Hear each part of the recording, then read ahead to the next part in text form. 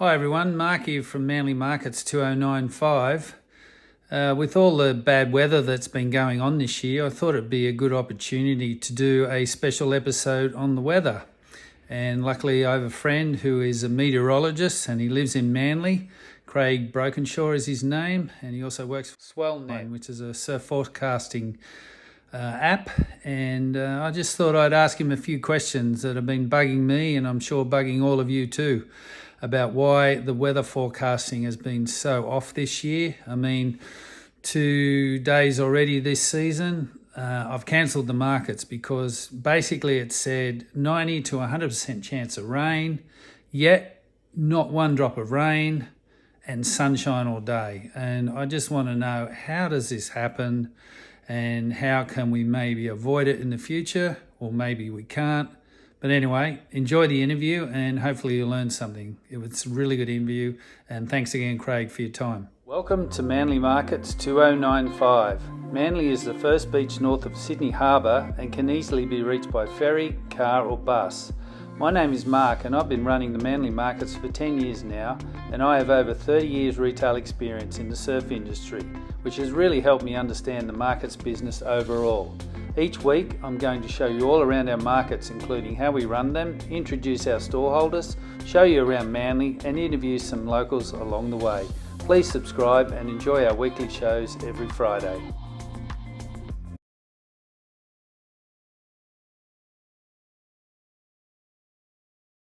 Well, look at this, another ballsed up forecast. That's what 90% chance of rain looks like on every app, every forecast. Bureau of Meteorology. You guys are a joke. Far out. We're trying to run a business here, and so many other people obviously, and you just can't. That's just disgusting. I thought the last time was the worst forecast. This is going down as the worst. Even the radar is just all crap. Thanks very much. Okay, I'm here today with Craig from SwellNet, who's a local Manly guy, surfer, and a mate of mine.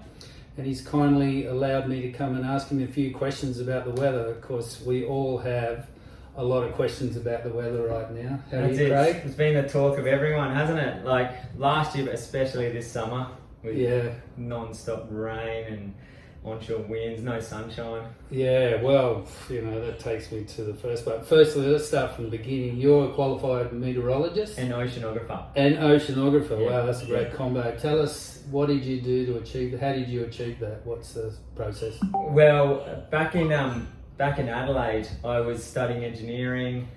It was a 5-year degree, but I was 3 years into it, and I wasn't really into it. And then I was surfing lots, in and around Adelaide, York Peninsula. You do surf a lot. Yeah. And then I was like, I want to kind of do a job where I'm kind of something I'm passionate about, fascinated in, and I was fascinated about the weather and the surf. So I looked, and at another university, Flinders Uni, there was an ocean and climate sciences course. So I was like, oh, do I quit? It was a really big decision back then to switch degrees. I'd done 3 years of the engineering. Yeah, right. But best decision of my life I got, because oceanography, meteorology, it's all fluid dynamics. Right. It's all physics, maths. So all my engineering expertise went straight into that. And I got 1.5 years credit. So I only had to do the new degree 1.5 years part-time. Wow. So then I could surf, pretty and good. Loved it, got top marks, and then I did honours in oceanography.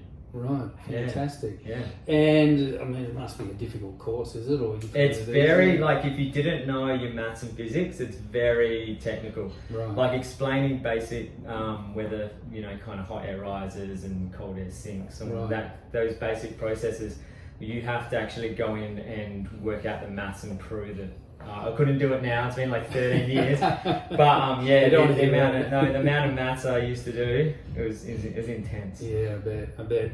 And so now you work for SwellNet. Yes. And that's surf forecasting. Yep. So I've been forecasting for SwellNet for 13 years. Yeah. Right. So basically, Australian-wide surf forecasts where I look at all the different weather charts, compile the data, and basically say the swell's, coming tomorrow, it's going to peak in the afternoon, the winds are going to do this, and pick the best days for the surface. Right, okay. Yeah, right. So you can see he's qualified for the job and the questions too, by the way. So I think right off the start, what is La Nina and what is El Nino, and what's the difference between the two? Because we're in La Nina right now, We're in La Nina right? at the moment. This is the second one. We had another last year. But this one's definitely kind of given. Usually the second year La Nina isn't as strong, but looking at the moisture all across the country, the flooding, it's pretty crazy. So La Nina, El Nino, basically it's the Pacific Ocean, just the balance of warm and cold waters. So in the Pacific Ocean across the equator, we have easterly trade winds and they blow from the east to the west. Right. And then if they get stronger than normal, which is what we've had with La Nina, they strengthen during our spring. It upwells cold water along the Pacific to the east, but that wind blowing to the west pushes all the warm water over towards Australia, northern Australia, and it also flows in through Indonesia to northwest Australia. Right. So we got all the warm water around northern Australia feeding down with the East Australian current into the Tasman Sea. Right. And the colder water over towards the eastern Pacific. With warm water, hot air rises, and then that warm water feeds moisture into the atmosphere, and then we get rain. So if we've got warmer water all around northern Australia, that brings increased rainfall. Right, okay. With El Nino, we see the opposite. So the easterly trade winds, they actually weaken, and they even shift westerly, so turn back the other way. And so they're blowing off the land. It's across the whole Pacific Ocean. Right, so okay. But as far as Sydney goes, yeah. Manly in particular, it's all Yeah. over the works. Yeah. But so with that scenario, all the warm water gets pushed to the eastern Pacific, and we get cold water up around Australia. Gotcha. And then that suppresses rainfall. So with El Ninos, we usually get dry years. Right, okay. Yeah. Good answer. Now we know. So, another straight to the point question. The Weather Bureau seems to be struggling a lot with their forecast this summer, this season, more than other years. Is La Nina a very difficult La Nina, because there's so much instability in the atmosphere and it's so primed, it's like primed with moisture. It is trickier to forecast, but it's more so reading the forecast and knowing what to make from it. So with the La Nina years, we're usually getting these warm days. So it will say 90% chance of rain, but usually that's going to be in the afternoons once the land heats up. We get convection, thunderstorms on the ranges, and then they move across us. Right. But with thunderstorms, it actually depends on where they're tracking, because they can be very, very highly localized, and you could hit Bondi but miss Manly. That's where you've got to watch the radar in the afternoons. Yeah, right. What about the morning? But when people are looking at the day ahead, like workmen, markets, obviously. So with the forecast, that's where I'd be looking at. And using Weatherzone's a great app. They've actually got when during the day, like a timeline to show when the rainfall's due, and also reading the detailed forecast for the day. So usually in the forecast they'll say 90% chance of rain, but developing in the afternoon with thunderstorms. If it says morning showers, then you'd be expecting it in the morning. So it's all about kind of checking the forecast in more detail, and also using the radar and the weather apps which show when the rainfall's due. Right. Still with this unstable weather, where the kind of air is rising and when it forms, that within 1,500 kilometres, that can sometimes keep days sunny and others wet. So and especially with La Nina, it is harder.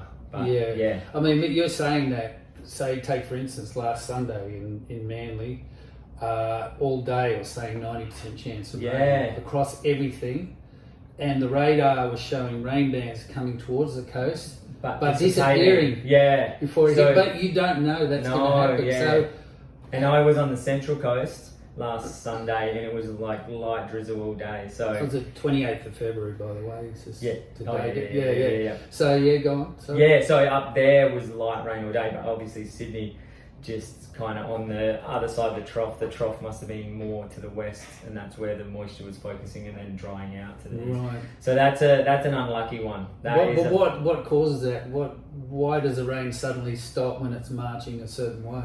Well, we're getting convergence of air masses. Right. So the trough line is basically where you'll see like an east and a west wind meeting, and then the clouds forming in the rain. And if that trough line, the instability, right, and it's also influenced by the upper atmosphere, if that's further to the west, we're going to see the onshore winds coming in across Manly, but not forming into that rain until it hits that kind of instability further west. Right. Yeah. And then I noticed that the apps, and I know you can't speak for all the apps, but say the BOM, for example, who I think everyone relies on, wasn't updating that fact. Yeah, okay. It wasn't. Well, that's you got why. any knowledge on that? No. Well, Weatherzone, I highly recommend, because their app, they've got all different models forming. They run their own Opticast, right, which gets all the high res data and puts it together, and then they've tailor made it to kind of like optimize it. Right. And that updates like 3 to 6. Every 3 to 6 hours. So okay. Therefore, so about 3 to 6 hours is what they normally. Yes, exactly. Yeah. Whereas a BOM forecast update, they might only, it's when the meteorologist kind of updates. Yeah, I'm not sure on the regularity. If I was picking it, I would have said it was a manpower thing, and weekends less people working or on ships. I don't know. But you answered the question there, was which app do you recommend? And you just Weatherzone. Weatherzone. Okay. Yeah. I mean, I've been using about 6. No, well, that's the. And sometimes you can work out you can something, kind of like put your bias into it. You want it to be dry, so you'll be looking for the app that shows it being to dry, or you want it to be wet. And so using lots of apps, you can, unless you're using them regularly and knowing how to kind of correlate that data to your location. Yeah, what their trends are. But I would say Weatherzone's very accurate. I would be avoiding. Weatherzone, I'm onto that one now. Yeah, I'd throw the others out. Yeah, Apple Weather and all that, avoid them because they're. Yeah, explain Apple Weather, because I know the general public uses their Apple Weather. That's it. That just comes with your phone. Sourced from America? Like, it's American data, and it's not as high resolution for Australia, so you're not going to get the detailed forecast. It's a real lucky dip. Whereas, tell the Apple. That's it. It's not worth it. Don't worry about Apple Weather. Weatherzone is really good. AccuWeather's another one. They're similar to Weatherzone. Yeah, I've been a bit of an AccuWeather fan, but even it was saying 79%. Yeah, I know. Last Sunday, which I was going, and I called the markets off based on all these guys' information, and then I sat at home just crying. Just going, oh no. And my poor storeholders, I apologise again, but you can see I'm only doing what I was reading. Yes. So do you think Manly, because I've seen it happen a lot of times where Manly just seems to be different weather to everyone else. The Manly bubble. Is there a Manly bubble? Is it true? Definitely the topography around us. Is that because we're surrounded by the hills? That would be definitely influencing the weather a little. Okay. Yes. Yeah. Totally. We get local features, and as like up when wind goes southeast here, definitely up the northern beaches, Avalon, Terror Hills, they just go rainy straight away, but it can be kind of scattered down here. Yeah, they're like magnets, like Longreef too. Exactly. It gets a lot of action, and then Bondi seems to get a lot of. Yeah, exactly. So it's kind of capturing it in some spots and kind of steering away. Yeah. You answered a lot of good questions there.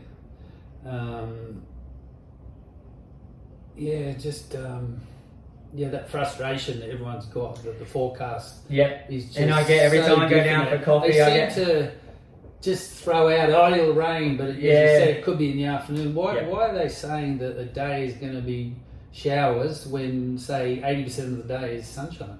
Yeah, well, why is it the I think that's just their, especially with the Bureau of Meteorology, that's just their 24-hour period where they've got if there's a chance of rain.